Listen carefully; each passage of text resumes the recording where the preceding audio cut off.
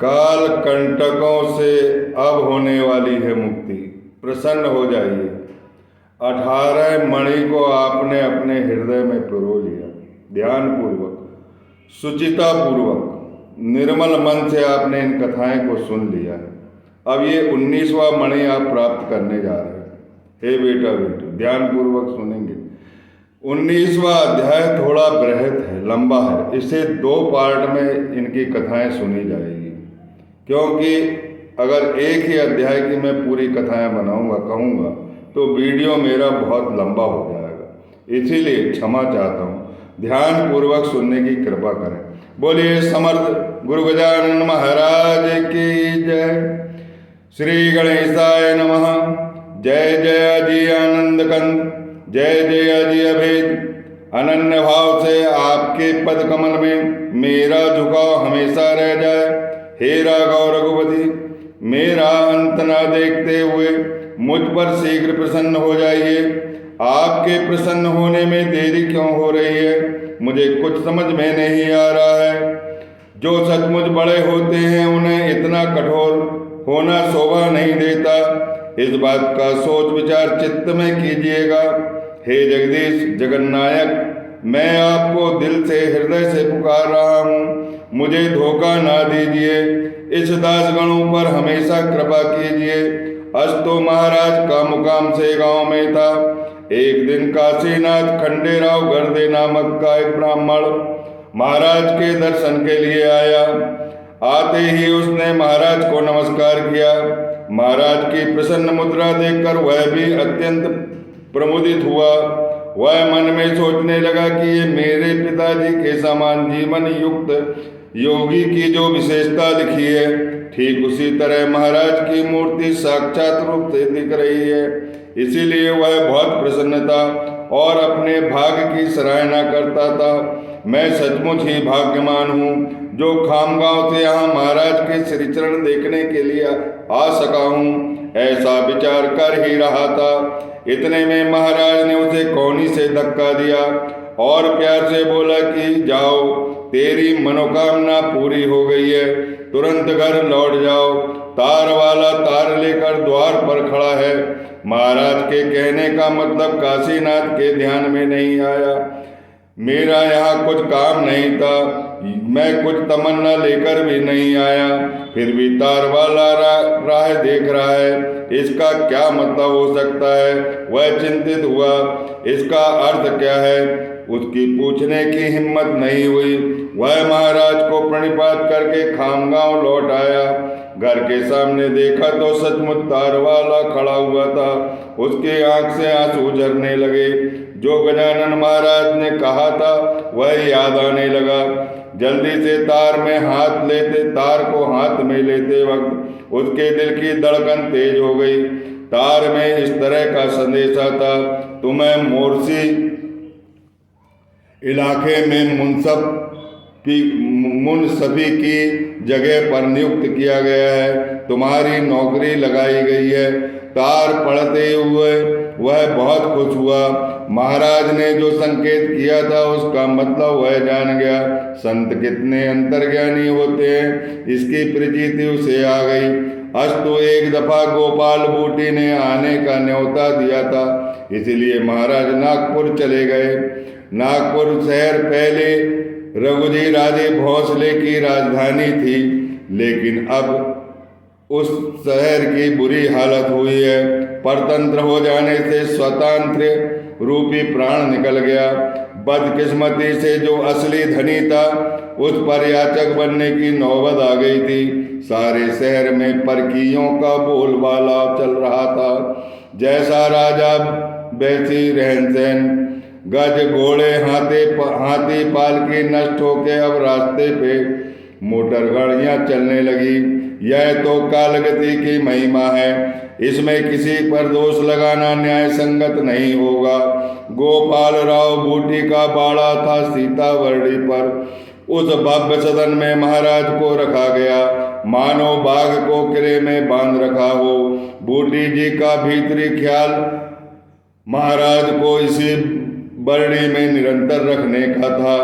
उन्हें से गांव नहीं जाने देंगे, ऐसा उनका विचार था। जिस तरह अक्रूर जी श्री कृष्ण को मथुरा ले गए, उसी तरह यहाँ बात हो गई।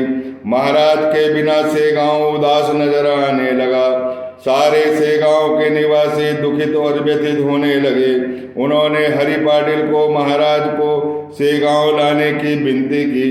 जब शरीर से प्राण निकल जाता है तब निष्प्राण शरीर को कौन पूछता है। इस तरह महाराज के बिना से गांव प्रेतवत और दुखी दिखाई देने लगा। गांव के लोग आगे चलकर बोले कि आप गांव के मुखिया हैं, इसी से आप कुछ करिए। बूटी तो बड़े साहूकार ठहरे, हमारी दाल वहां नहीं गलेगी। एक हाथी से दूसरे हाथी से टक्कर लेना ही शोभा देता है। हम जैसे सियार की कुछ कीमत नहीं है। जम्बू माली से लड़ने के लिए हनुमान जी योग्य थे। कर्ण के साथ मुकाबला करने के लिए पार्थ अर्जुन की योजना हुई थी। इसीलिए आपसे प्रार्थना की है कि आप नागपुर जाके महाराज को यहाँ ले आइए ताकि हम सब सुखी हो जाएं। यहाँ बूटी के घर में महाराज थे, लेकिन हस्तिनापुर में श्री कृष्ण दिल से खुश नहीं थे। उसी तरह महाराज भी नागपुर में खुश नहीं थे। वे बार बार बूटी से कहते हैं कि मुझे से गांव जाने दो, तुम्हारे भव्य सदन में मुझे मत रखो। महाराज की बात पर बूटी जी ने गौर नहीं किया, महाराज को नागपुर में ही रखा। बूटी भाविक तो जरूर थे, लेकिन धन और अधिकार से थोड़ी सी अहंता उनके हृदय में ज्यों की त्यों थी। हर रोज महाराज के उपलक्ष्य में ब्राह्मण भोजन काफी मात्रा में होता था, लेकिन से गांव का कोई भी आदमी आता था उसे भगा दिया जाता था। अंदर उनका आना मना था। दरबारी को हुक्म था कि से गांव के लोगों को बिना इजाजत अंदर मत आने देना। इसीलिए से गांव के लोगों के सारे प्रयत्न असफल रहे और महाराज बिना से गांव लौटना पड़ा। बाद में हरि पाटिल ने अपने साथ कुछ लोगों को लेकर महाराज को लाने के लिए नागपुर के लिए प्रस्थान कर दिया। यह बात महाराज को अंतर्ज्ञान से मालूम हो गई। तब वे गोपाल राव बूटी से इस तरह बोले, अरे गोपाल, हरि पाटिल मुझे लेने के लिए नागपुर आ रहा है। वह यहाँ से पहुँचने के पहले मुझे से गाँव जाने दे। जब वह यहाँ आ जाएगा तो वातावरण अशांत हो जाएगा। यहाँ आने पर अपनी ताकत पर मुझे ले जाएगा। तुम्हारे धन की शक्ति और कुछ काम नहीं आएगी। यथा समय हरि पाटिल बूटी के घर गया। पहरेदार ने उसे रोकने का प्रयत्न किया। उसे धक्का मारकर हरि पाटिल ने बूटी सदन में प्रवेश कर लिया। गोपाल बूटी के घर के अंदर ब्राह्मण के भोजन की पंगत बैठी थी। भोजन का ठाट वाट तो कुछ और ही था। बैठने के लिए शीशम के पीढ़े, हर एक को चांदी की थाली और कटोरी, नाना किस्म के पकवान, साथ भोजन का सुंदर प्रबंध किया गया था। पंगत के बीच में महाराज का आसन था। ऐसा बूटी का आलीशान ठाटवाट था जिसका वर्णन कौन कहाँ तक करे, क्योंकि बूटी जी को नागपुर प्रांत का कुबेर माना जाता था। हरि पाटिल आ गया, इसका पता लगते ही महाराज आसन से उठकर दौड़ पड़े। बछड़े को देखते ही गाय उनकी तरफ जिस तरह भागी दौड़ती है, उसी तरह महाराज हरि पाटिल की ओर दौड़ पड़े। वे उससे बोले कि अब यहाँ नहीं रहूँगा, मैं यहाँ से निकल जाऊँगा। मैं अब यहाँ ठहरना नहीं चाहता हूँ। तुम मुझे लेने के लिए आए, बहुत अच्छा हुआ। हरि पाटिल से इतना कहकर महाराज ने जाने का कदम उठाया। गोपाल बूटी ने यह सब देख लिया। उससे महाराज के चरण पकड़े और विनय से बोला, हे गुरुराज, इस समय मुझे लज्जित न कीजिए। 2 कौर खा के अपने वांछित स्थल को जाइए। उन्होंने पाटिल से भी विनती की कि प्रसाद का सेवन करिए, बाद में महाराज को ले जाइए। महाराज अब यहाँ नहीं रहेंगे, यह मैंने जान लिया है, लेकिन इस वक्त मेरी लाज काज तुम्हारे हाथ में है। प्रसाद लिए बगैर अगर महाराज यहाँ से निकल जाए तो लोग भी बिना खाए चले जाएंगे, तो सारे नागपुर में मेरी बड़ी बेइज्जती होगी। आखिर महाराज और हरि पाटिल ने बूटी जी का कहना मान लिया। भोजन होने तक वे यहाँ ठहर गए। सेगांव के सारे लोग भोजन करने बैठ गए। भोजन के पश्चात महाराज ने अपने भक्तों के साथ जा रहे थे। महाराज के लिए लोगों के लिए बूटी सदन में भीड़ पड़ी। गोपाल राव बूटी की धर्मपत्नी जानकाबाई महाराज की बड़ी भाविक भक्त थी। वह सचमुच गृह लक्ष्मी थी। उसने महाराज के चरण पकड़ लिए और विनय से बोली, आंखों में आंसू भरकर बोली, हे गुरुराज, मेरे मन की इच्छा पूरी कीजिएगा। उस पर महाराज बोले कि तेरी तमन्ना मैंने जान ली है, बोलने की जरूरत नहीं है। ऐसा कह के महाराज ने उसे कुमकुम का तिलक लगाया और आशीर्वाद दिया, तुझे एक पुत्र हो जाएगा जो परम सद्गुणी होगा। उसके नाम की जगह जगह प्रशंसा होगी। हे बाले, तू सौभाग्य के साथ वैकुंठ जाएगी। इस तरह का आशीर्वाद देकर महाराज सीतावर्णी से निकलकर रघुजी भोंसले के यहाँ आ गए। यह राजा रघुजी भोंसले भक्ति पूर्ण अंतःकरण का था, जिसने अपने शुद्ध आचरण से राम को राजी रखा था। उसका लौकिक राज तो अशाश्वत होता है, वह चल गया, लेकिन सद्गुरु भक्ति का शाश्वत राज हमेशा चिरंतन उसके घर में रहता था। राजा ने महाराज का यथोचित आदर सम्मान किया। उससे प्रसन्न होकर महाराज राम टेक गए और राम जी के दर्शन करके हरि पाटिल के साथ सेगांव आए। सेगांव के लोग प्रसन्न हुए। अब क्या होता है, धार कल्याण के रंगनाथ स्वामी जो मुगलई में जाने माने थे, महाराज से मिलने के लिए सेगांव आए। आध्यात्मिक विषय पर दोनों में बात हुई, जो सांकेतिक हो जाने के कारण किसी को कोई समझ में नहीं आया। अब दूसरे देवा आए, जिनकी कहानी प्रेम पूर्वक सुन लीजिए। श्री वासुदेवानंद सरस्वती एक कर्म मार्गी योगी थे। उनके पहुंचने से पहले स्वामी गजानन सिद्ध योगी बाड़ा बाऊ से बोले, अरे बाड़ा, कल मेरा गुरु बंधु मुझसे मिलने आ रहा है। उसका यथोचित सम्मान करना वह बहुत कर्मठ है, इसीलिए मार्ग में कपड़ों के टुकड़े, कागज के टुकड़े बिल्कुल नहीं दिखाई दे, इसका ध्यान रखना। मठ का प्रांगण स्वच्छ रखो। रास्ते में कुछ चिंदी भी नजर आएगी तो वो कुपित हो जाएंगे। मानो जमदग्नि का दूसरा अवतार है। वह बनाड़ा ब्राह्मण सुचिरभूत ज्ञान संपन्न होकर उसमें बहुत कर्मठपन है। ऊपर का कवच मानो। इस तरह की पूर्व सूचना बाड़ा भाव को महाराज ने पहले दे दी। दूसरे दिन एक पैर को महाराज के गुरुबंधु स्वामी वासुदेवानंद सरस्वती, जिन्हें टेम्बे स्वामी कहते हैं, वो मठ में आए। दोनों एक दूसरे को देखकर पल भर के लिए मुस्कुराए।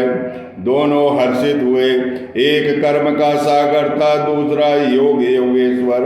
एक सुंदर मोगरा था, दूसरा गुलाब का सुहावना फूल। एक गंगा भागीरथी था, दूसरा गोदावरी गौतमी नदी। एक साक्षात पशुपतिनाथ तो दूसरा शेष साई नारायण। जब वासुदेवानंद सरस्वती मठ में आए तब महाराज पलंग पर बैठे थे, चुटकी बजा रहे थे। स्वामी को सामने देखते ही महाराज ने चुटकी बजाना बंद की। दोनों एक तरफ देखने लगे, एक दूसरे को देखने लगे। एक क्षणभर देखने के बाद स्वामी जी से नजर जाने की अनुज्ञा मांगी। बहुत अच्छा करके नमस्कार चमत्कार किया और गर्दन हिलाई। स्वामी वासुदेवानंद सरस्वती चल पड़े। उन दोनों का यह आंखों के इशारों का खेल देखकर बाड़ा भाऊ आश्चर्यचकित हो गया। वह महाराज से बोला कि आपकी यह मुलाकात देखकर मेरे मन में आशंका का निर्माण हो गया है। मेरी आशंका का निरसन कीजिए। उसने प्रश्न किया कि आपका और उनका साधना मार्ग तो अलग अलग है, फिर भी आपके गुरु बंधु वे कैसे हो गए? यह प्रश्न सुनकर महाराज उससे बोले, अरे वाड़ा, तुमने जो आज यह शंका उपस्थित की है वह बहुत सही है। यह बहुत गहन ज्ञान है। अरे ईश्वर के जाने के लिए 3 मार्ग है, और ये तीनों मार्ग आखिर ज्ञान की नगरी में एक हो जाते हैं। सामान्य दृष्टि से देखने वालों को उनके स्वरूप अलग अलग दिखाई पड़ते हैं, इसीलिए लोगों का मन असमंजस में पड़ जाता है। कर्म मार्ग में छुआछूत, संध्या, स्नान, व्रत अनुष्ठान, उपोषण आदि का बड़ा ख्याल रखना पड़ता है। जो साधक इन अंगों का ख्याल करके साधना करता है वह ब्रह्मवेत्ता कर्मठ कहलाता है। इस मार्ग की खास विशेषता है कि इसमें न्यूनता रह गई या किसी चीज की अधिकता हो गई तो कुछ भी हाथ नहीं लगता। इसीलिए साधक को इस मार्ग पर कदम रखते वक्त बहुत सतर्क रहना चाहिए। दूसरे असभ्य बर्तन और कठोर वचन इस मार्ग में वर्जित है। दूसरा मार्ग है भक्ति मार्ग। भक्ति मार्ग से जाने वाला मन विशुद्ध और शुद्ध अंतःकरण वाला होना चाहिए। जरा भी चित्त की मलिनता इस मार्ग में बाधक हो जाती है। साधक को हाथ में कुछ नहीं लगता। यही भक्ति मार्ग की खास बात है। दया, प्रेम और लीनता जीवन का अविभाज्य अंग होना चाहिए। श्रवण पूजन में अटूट श्रद्धा भाव होना चाहिए। ये सब भक्ति मार्ग के साधन मार्ग हैं। जो साधक इन अंगों से भक्ति मार्ग अपनाता है उसे को हरि के दर्शन होते हैं। भक्ति मार्ग दर्शन में आसान लगता है, लेकिन साधना मार्ग कठिन नहीं है। फिर भी भक्ति मार्ग का आचरण कर्म मार्ग से भी कठिन है। जिस प्रकार आकाश नेत्रों को नजदीक लगता है लेकिन असल में बहुत दूरी पर होता है, यही भक्ति मार्ग का असलीपन है। तीसरा मार्ग है योग मार्ग। योग मार्ग दोनों मार्गों से भिन्न है। इसकी विधि बहुत लंबी चौड़ी है। इस मार्ग के लिए बाहर की सामग्री बिल्कुल नहीं लगती। सब सामग्री साधक के पास ही रहती है। जो ब्रह्मांड में है वही पिंड में मौजूद है। पिंड में जो साहित्य है उससे योग साधन किया जाता है। योग मार्ग का आसन, रेचक, कुंभक का, उसी प्रकार इड़ा पिंगला के भेद, धोती, मुद्रा, त्राटक आदि अनेक प्रकार का ज्ञान प्राप्त करना जरूरी है। कुंडली शक्ति और सुषुम्ना नाड़ी के संबंध में अभ्यास करना पड़ता है। योग साधन तभी संभव होता है जब इस शक्ति के संबंध में साधक अच्छी तरह परिचित हो जाता है। इन तीनों मार्ग का अंतिम फल एक ही है, ज्ञान प्राप्ति। ज्ञान की नगरिया में ये तीनों मार्ग एक हो जाते हैं, पर इस संबंध में ईश्वर के प्रति प्रगाढ़ प्रेम होना आवश्यक है। प्रेम के बगैर जो कृति होती है वह सफल नहीं हो पाती। इसीलिए इन तीनों में प्रेम और श्रद्धा का होना नितांत आवश्यक है। काला, गोरा, छोटा कद का, बड़ा, कुरूप और सुंदर ये शरीर के भेद है। आत्मा से इनका कोई ताल्लुक नहीं है। सभी का आत्मा एक सा होता है, उनमें कोई फर्क नहीं है। लौकिक दृष्टि से शरीर भेद अवश्य होता है, लेकिन वह कोई खास बात नहीं। इसी तरह इन तीनों मार्ग की स्थिति है। तीनों मार्ग भिन्न जरूर है, पर उनके उद्देश्य और उद्दिष्टि एक ही है, जगत आत्मा को पाना। इच्छित स्थान पहुंचने पर मार्ग का विचार नहीं रहता, क्योंकि इच्छित स्थान एक है, मार्ग भिन्न भिन्न है और स्वरूप भी भिन्न भिन्न है, पर ये तीनों गौड़ है क्योंकि मंजिल का ध्येय एक ही है। जो जिस पथ पर चलता है उसे उसका गर्व महसूस होता है, लेकिन यह गर्व साधक को छोड़ना पड़ता है जो मंजिल तक नहीं पहुंचने देते। ऐसे पंथाभिमानियों में अक्सर झगड़े हुआ करते हैं। जो साधना करके मंजिल पर पहुंचते हैं उन्हें वास्तव में संत कहते हैं। फिर भी उनमें कोई द्वैत भाव नहीं रहता। कर्म मार्ग के पथ पर चलकर जो लोग मंजिल तक पहुंचे हैं उनमें वशिष्ठ, नामदेव, जमदग्नि, अत्रि, पाराशर, शांडिल्य मुनि प्रमुख है। भक्ति मार्ग से पहुंचने वाले व्यास, नारद, कयादु कुमार, हनुमान जी, सबरी, अक्रूर, उद्धव, सुदामा, पार्थ, अर्जुन और विदुर जी हैं। उसी प्रकार योग मार्ग में चलकर अपनी मंजिल तक पहुंचने वाले श्री शंकराचार्य, मच्छिंद्रनाथ, गोरखनाथ, जालंधरनाथ आदि प्रमुख है। जो लाभ वशिष्ठ जी को हुआ वही विदुर जी को और वही मच्छिंद्रनाथ ने प्राप्त किया। यहाँ फल में कोई फर्क नहीं पड़ता, केवल मार्ग भिन्न भिन्न है। वही परंपरा आज भी जारी है। आधुनिक युग में कर्म मार्ग में गानगापुर के श्रीपद वल्लभ जी और उधमपुर के नरसिंह सरस्वती विख्यात हुए हैं। नामदेव, सावता माली, ज्ञानेश्वर महाराज, सेना नाई, चौका मेला, दामाजी पंत भक्ति मार्ग के अग्रणी हैं। योग मार्ग के चाहने वालों में श्री गोदा के शेख मोहम्मद, जालना के आनंद स्वामी, अंजनगांव के देवनाथ प्रमुख है। इस तरह आज कर्म मार्ग में श्रेष्ठ स्वामी वासुदेवानंद सरस्वती जिन्हें टेम्बे स्वामी के नाम से जाना जाता है। मैंने स्वयं भक्ति पंथ अपनाया है और भी बहुतेरों ने इस मार्ग में सफलता पाली है।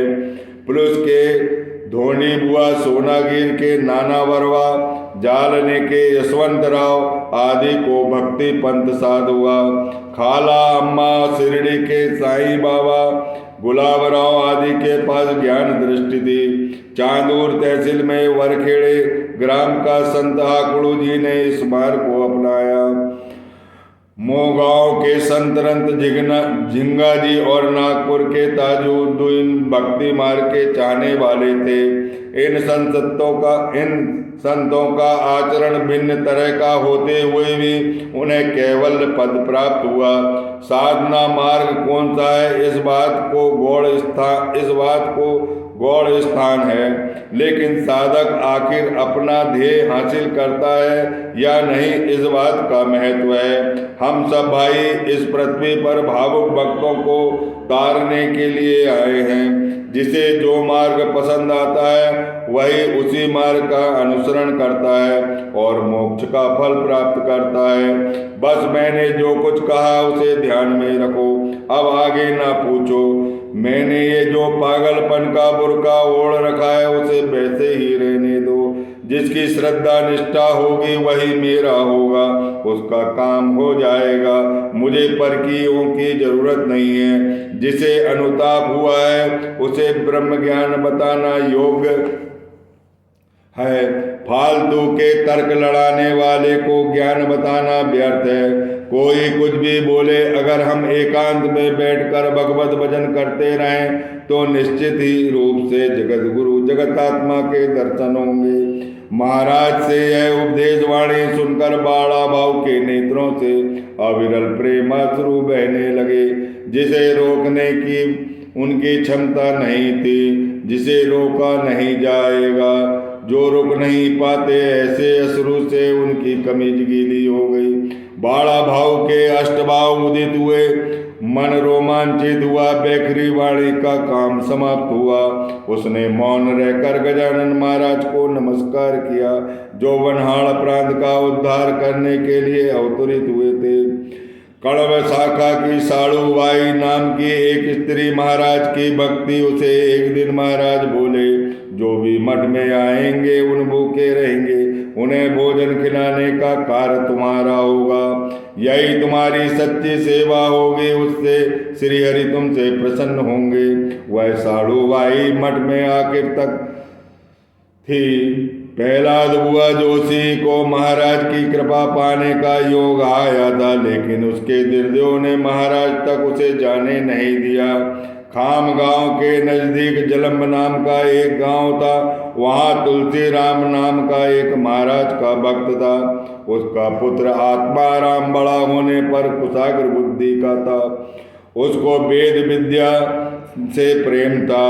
इससे धर्मपीठ में अध्ययन करने के लिए वह काशी गया। हर दिन भागीरथी का स्नान, माधुकरी से जो कुछ मिल जाए उससे पेट पूजा और गुरुगृह में श्रुति का अध्ययन, इस तरह उसकी दिनचर्या थी। हे श्रोतागण, अक्सर देखने में आता है विद्यार्थी अध्ययन के लिए निकल पड़ते हैं और अध्ययन के बजाय माता पिता के पैसे में चयन करते रहते हैं। चयन मग्न हुए विद्यार्थी से अध्ययन कैसे संभव होगा? यदि आम के अंदर कृमि और कीट हो जाए तो उसमें मधुर रस कहाँ रहेगा? लेकिन आत्माराम ऐसा बहका हुआ विद्यार्थी नहीं था।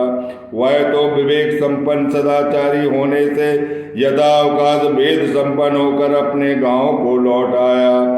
अपने गांव आते ही वह तुरंत गजानन महाराज के दर्शन के लिए सेगांव गया।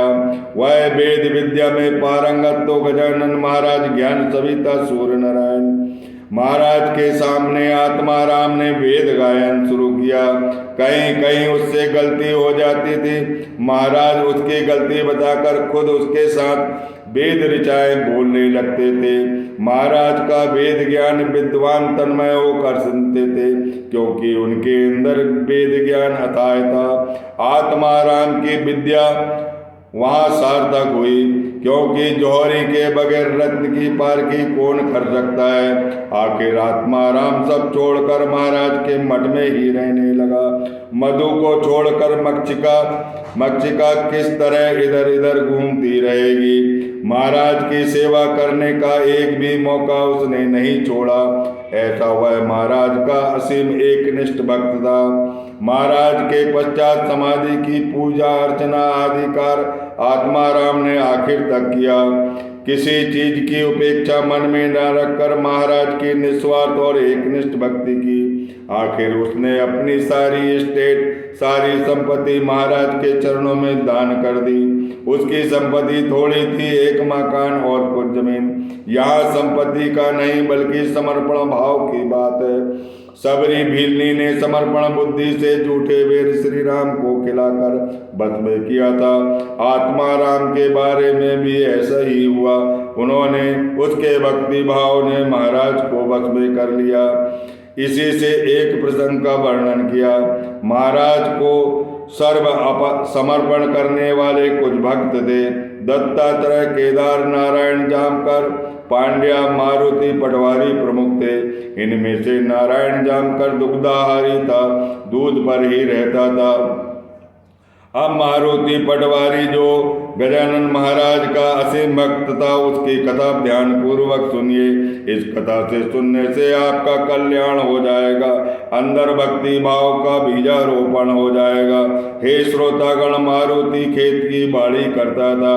फसल की रक्षा के लिए उन्होंने तिमाजी नाम का एक माली जात का नौकर रखा था। एक दफा खेत में उसे गहरी नींद लग गई। दोपहर के समय कुम्हार के 10-20 गधे खेत में जा घुसे।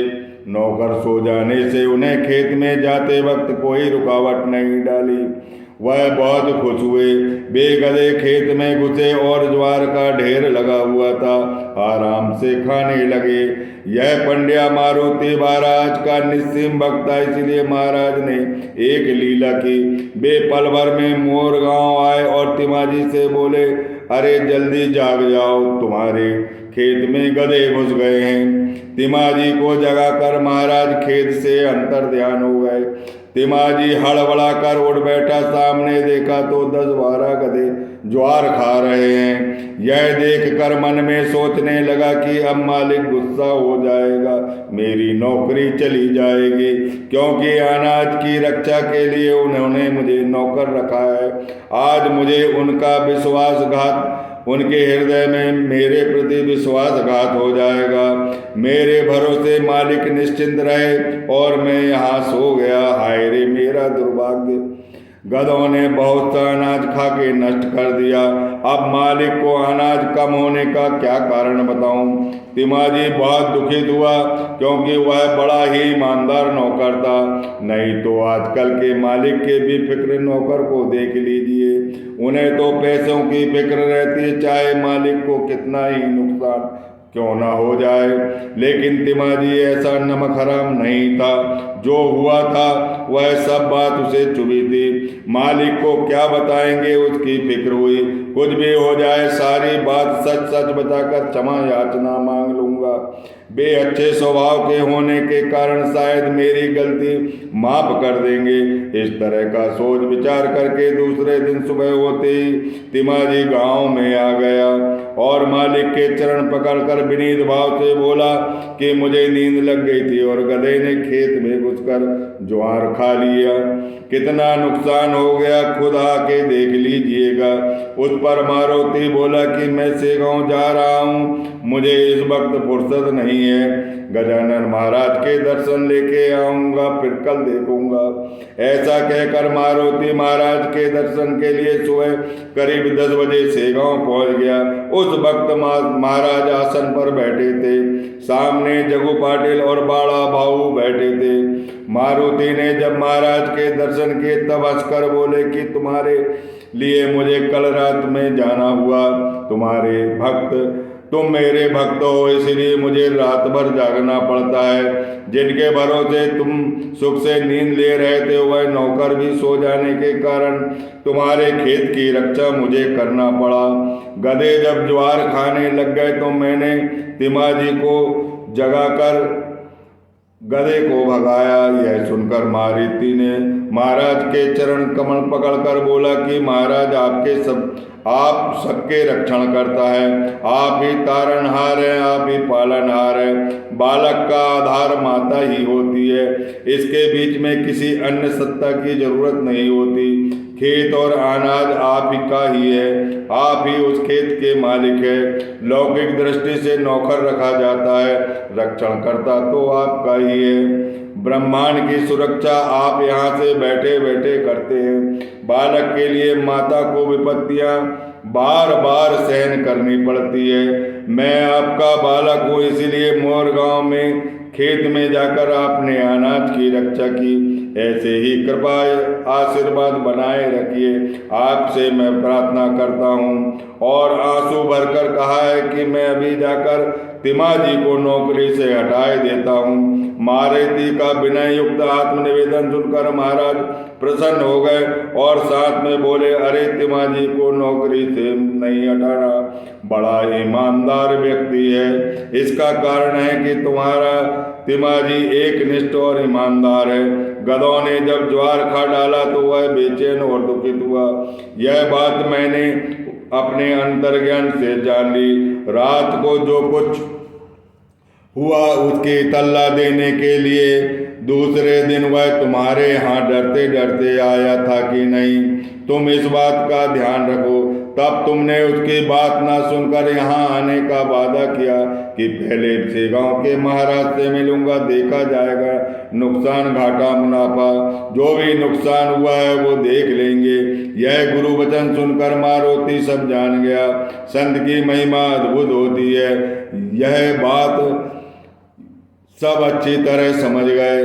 गधे खेत में गए इस बात का महाराज ने अंतर्ज्ञान से जान लिया। सके 1800-1600 में महाराज तब बाड़ापुरम में थे। उस वक्त जो घटना घटी उसे ध्यान पूर्वक सुन लीजिए। इस घटना को इसी अध्याय के अगले पार्ट में बताएंगे। जब तक सब विश्राम करें, अगले अध्याय में ध्यान से इनकी कथा सुनेंगे। अध्याय एक ही रहेगा, पार्ट दूसरा रहेगा। यहाँ हमें विश्राम लेना आवश्यक है। बोलिए सच्चिदानंद सर्वसमर्थ गजानन महाराज की जय। जो इन कथाओं को सुनेगा उनकी रक्षा गजानन महाराज स्वयं करेंगे। हे बेटा बेटियों, ये दूसरा पार्ट इसी अध्याय में, वीडियो बड़ा हो जाएगा करके नहीं पढ़ रहा हूँ, लेकिन इसी अध्याय के साथ इसे समझा जाएगा। बोलिए समर्थ गुरु गजानन महाराज की जय।